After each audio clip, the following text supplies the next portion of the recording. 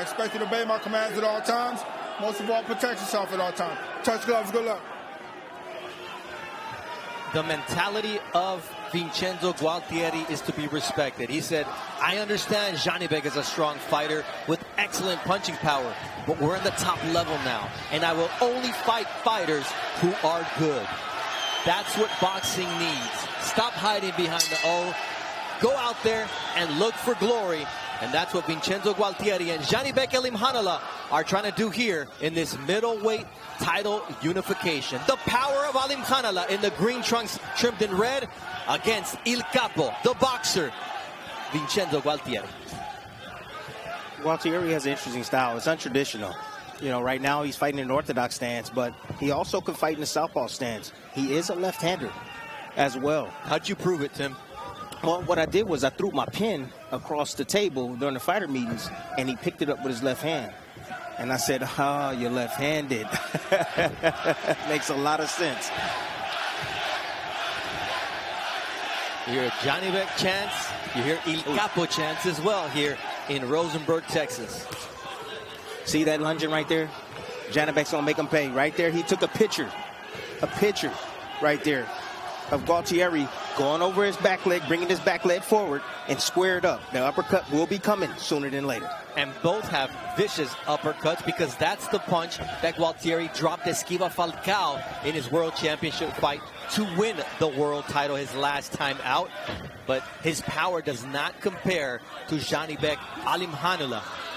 Well, he caught him and he hurt him because it was a punch he didn't see. It came from underneath. You know, the uppercut, Gualtieri is reactive. So if you put enough pressure on him, if you're close enough, he's going to release those uppercuts. And they're quick, they're accurate, and to the point. The other thing that Gualtieri tends to do is walk with his hands low, and you're seeing it there. For moments, he picks them up, puts them out as earmuffs, but there's opportunities for Janibek when he walks like that with those hands low to connect. Good defense there from Gualtieri as he get those hands back up, as Alimkhanuly was shooting that right, but that jab in the left cross get in. There it is.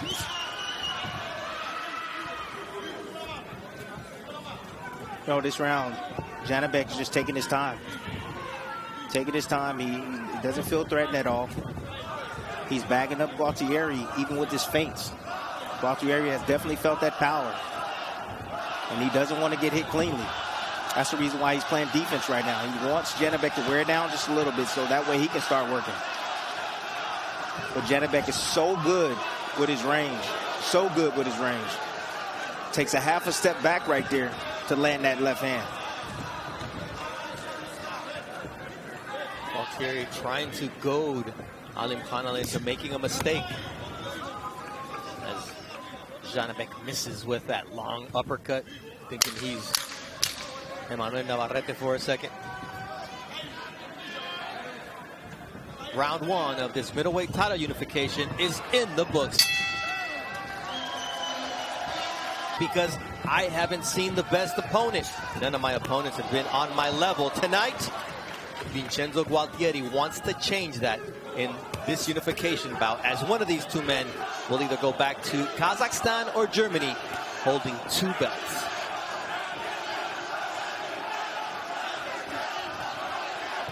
Gualtieri right now, he's looking for an opportunity to rush in, to get close, to close the gap right now. Janibek right now is holding his ground, using his jab, using that up jab, trying to split the guard of Gualtieri.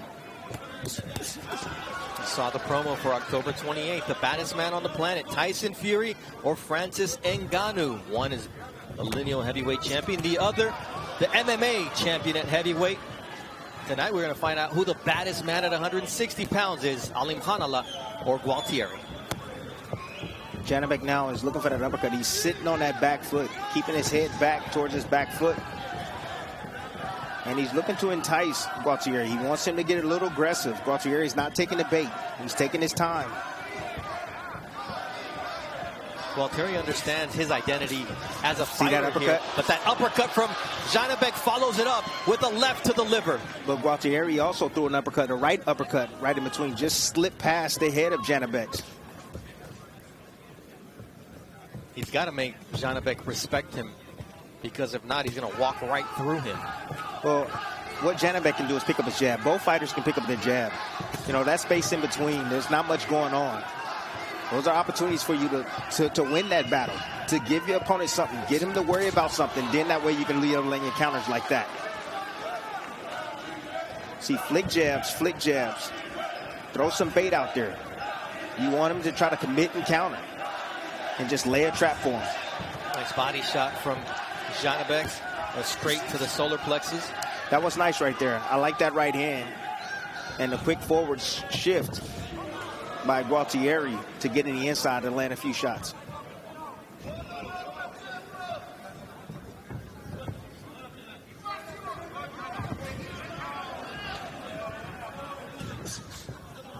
See, Southpaw versus Orthodox, you know, a lot of times you hear about the left foot outside, lead foot dominance, yes. And a lot of times you don't hear people that they say, you know, don't move to your right. You can move to your right when you have the proper space or distance. There's not a problem. You just can't move one way and be predictable. You know, you can move both ways. But again, it's all about having the right range, being outside. But you mentioned in your lab, Tim, as you see that double jab from Alimkhanuly, how good the Kazakh fighter is at closing those gaps. And that's the challenge that Gualtieri is facing here as round 2 comes to an end. Top Rank Boxing on ESPN. Foot, and Janibek's already using it to his advantage here early in this fight. Yeah, but sometimes your feet get too close. You step on the foot of your opponent. Now, I don't know if that was purposely done right there by Janibek. It was twice in a row right there, but I would assume that it was probably done purposely. After the second and the third time? Yes. I would think so, Tim. Yeah, keep your man still. There, now, Gualtieri says, I can do the same thing with my big old size 12. But you know what happens, though? So you step on the fighter's shoe right there, as you keep seeing Janibek doing. You see the referee's not paying attention to it. Now, what happens is if Janibek hits him with a shot, but it's not a clean shot, and he goes down, now that's unfair. That is. So the referee has to pay attention to that.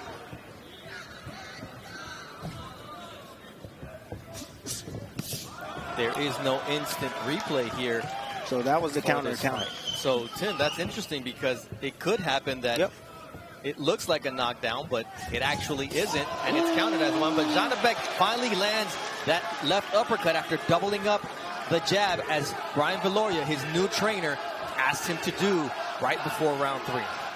Again, Janibek is staying patient, but now what he's doing is he's countering the counter. So he's getting a flick jab out there, flicking it out there, getting him to look at it, and he knows that Gualtieri's trying to counter, and when he does counter, he makes a miss, and then he comes right back with his offense. So a lot of back and forth right here from Janibek. You don't get to win 300 amateur fights without having boxing skill, and when you have power like Janibek shows there, it gets overlooked. Yep.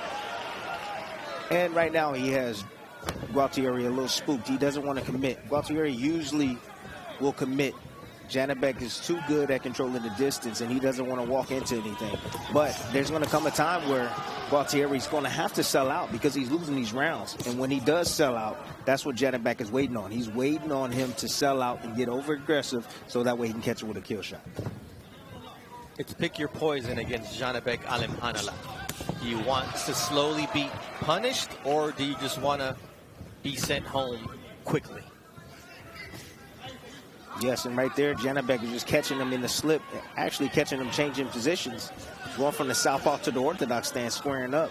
And Janibek was waiting on that. That is something that you work on in the gym, and that was something that he alluded to in the fighter meeting. He said, when he's in this switch, he's not set. I'm going to catch him. You see a little bit of swelling and some bruising under the left eye of Vincenzo Gualtieri here early in round 3. And it's that jab that's just doing damage. It's a piston that Alimkhanuly sticks out there. It's not just a measuring jab. Center, Janibek Alimkhanuly and Vincenzo Gualtieri as we start round 4. Mark Kriegel, your unofficial scorecard after 3. I don't want to break too much news, but I got it 3-0 for Janibek. This might be an actually interesting fight, but for one thing. There's a nice combination. Got to throw some punches. There he goes. Well, Alimkhanuly is the one who landed not only a left cross, but also a body shot. So Alimkhanuly, when Gualtieri tried to open up, made him pay. Shoot, I mean, I thought that Jamel Charlo was bad. My goodness, Alimkhanuly, what is up with these champions not coming to fight? What is the problem? Come to fight. You think Gualtieri didn't come to fight, you mean? I mean, right now he's trying to survive. He ain't fighting. Well, Janibek's going to say, I'm going to make sure you don't finish this fight on your feet. We knew Gualtieri does not have the punching power.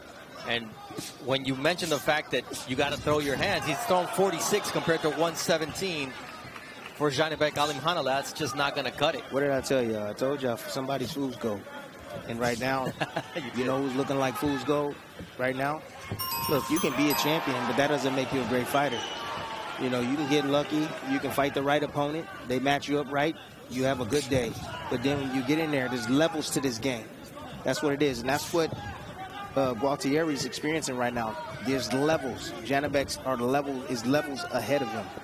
You could see the difference in pedigree. Nice jab from Alimkhanuly, who takes a left from Gualtieri. And that should make him think, look, I can hit Alimkhanuly. So why not try it? He don't want that counter. Them shots are hard, Bernardo. They're sharp, they're quick, they're accurate, they're on the money. And they sting. See, that's the Cuban style right there. That's what you're seeing from Gualtieri with those hands down, trying to be elusive, trying to move his head. But Janibek is timing it perfectly with his jab. Oh, he hurt him with that shot. Janibek trying to find his range, trying to find that moment to unleash on Gualtieri. And we talk about Janibek making his punches count. He usually lands 36% of his power punches. Tonight he's at 54%, and that is not a number that Il Capo Gualtieri wants Alimkhanuly to be around if he's going to finish this fight on his feet.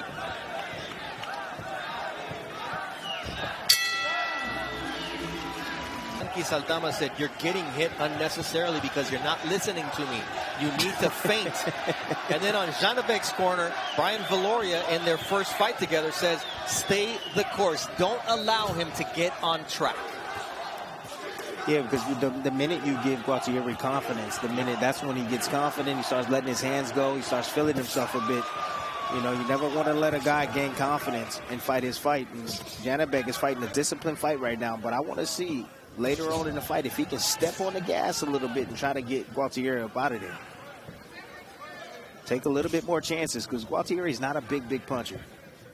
He's not a big puncher. You can use defense, you can catch and shoot. There's a lot of different things that you can do to mount your attack. Alimkhanuly staying disciplined behind that stick. That jab is causing trouble not only under the left eye of Gualtieri, but there's also a slight scrape on the bridge of the nose of Vincenzo Gualtieri. There's that jab and that left cross from Alimkhanuly. This is brutal. This is brutal. Like, you being a fighter in the ring, you got two hands just like the other man, and you can't lay a finger on him. Demoralizing. Because when you take a risk, Alimkhanuly makes you pay. Yes. Brutal. You just know that you're outskilled and ain't nothing you can do about it. And you're just trying to buy your time and get through the fight. Yeah, but here with Gualtieri, he understands he doesn't have the punching power to neutralize. Sometimes you can get beat a lot of rounds and you have that equalizer. Gualtieri does not possess that in his arsenal. Yeah, you're right. But I didn't have a whole lot of punching power either. Ooh, that uppercut hurts Gualtieri as he reels back. Alimkhanuly is in finish the fight mode, and that's exactly what he's trying to do here in round number 5. But what a great recovery from Gualtieri. Moved his feet, bought himself some time. Trying to clear his head. He was buzzed for a split second. Gualtieri, he's in shape because he's recovered quickly right now, but he's still not out of the woods. Janibek looking to line him up again for a big shot. Gualtieri finally. See, Janibek got to stay still. What Janibek needs to do, if he wants to get this, he needs to stay in the pocket. Stay in the pocket. Weather the storm. Look to punch in between the shots of Gualtieri because he gets wide with his punches. That uppercut is a damaging punch from Janibek Alimkhanuly, and so is that right hook to the body. Did you see that arm go down? Yep. That elbow? Tucked it real quick.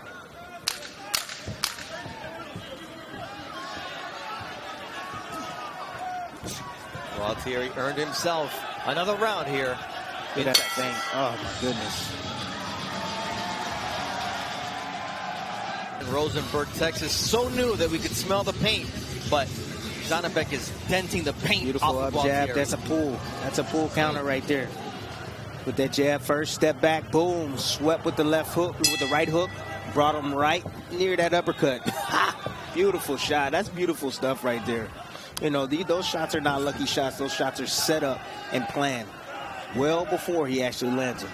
Well, you've been talking about Alimkhanuly setting up Gualtieri since the first round, but he's paying it off here. And in the corner, Brian Valoria was telling Alimkhanuly, I need you to follow up with that left hand. He's there for it.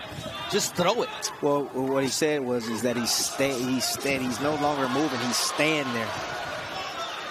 You know, he's shielding up, going into that high guard, and you can split that guard with an uppercut or a straight left hand. Or stick the jab triple time. I was pretty impressed with Gualtieri being able to recover from that left uppercut because it looked like he was going down, just like he's about to go down now. He protects himself. He almost took a knee. He's never been down, and he's never been stopped in his entire career. Gualtieri. That may change tonight, but he's showing the will that he said he had. But this is not the place you want to be against Janibek Alimkhanuly, as referee Fields is just about to step in. The next big shot that Alimkhanuly lands on Gualtieri, I think David Fields will stop this fight. The legs are buckled and no reason to receive any more punishment, as Janibek Alimkhanuly is a unified middleweight champion of the world, taking the IBF belt from Vincenzo Gualtieri. Light work. That's work right here. I told you it was going to be. Janibek is the man. He's the man in this division now. Now he has 2 straps. Now with the rest of the I would say the belt holders want to face what they saw.